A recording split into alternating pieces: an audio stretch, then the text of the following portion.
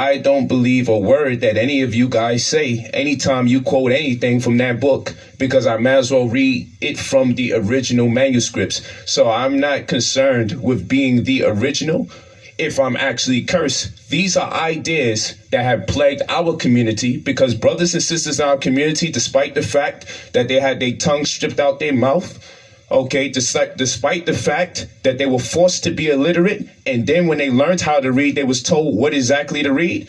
Despite that fact, we have brothers and sisters today that can actually read.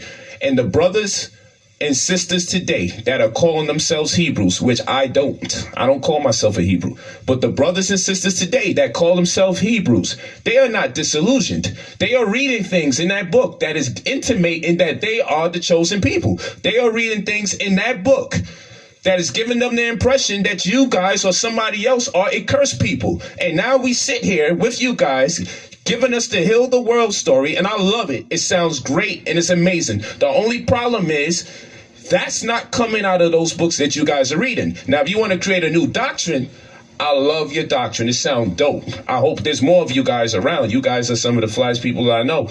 It's a cool doctrine.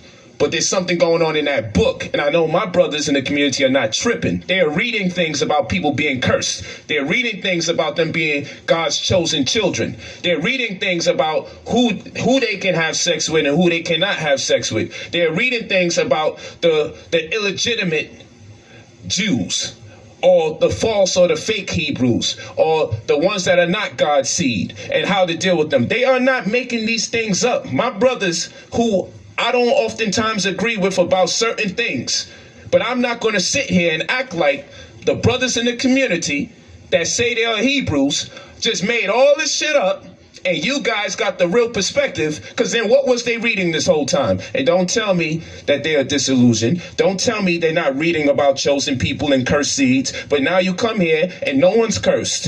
And it doesn't even make a reference to blood. There's no bloodline. There's no lineage. All of that is moot. It's null and void. We're all a human family. Hell no, it doesn't say that in that book. So this is a lie. This is where the problem is. So it's not so much that he's coming with a doctrine of peace and love. I don't have a problem with that. It's the fact that he says he's a Jew.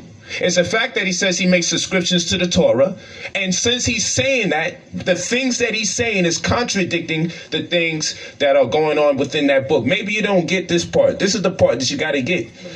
A great deal of the confusion coming in the community is coming out of the religious belief system that you guys subscribe to. Now you get on camera and you are totally oblivious to the sectarian aspect of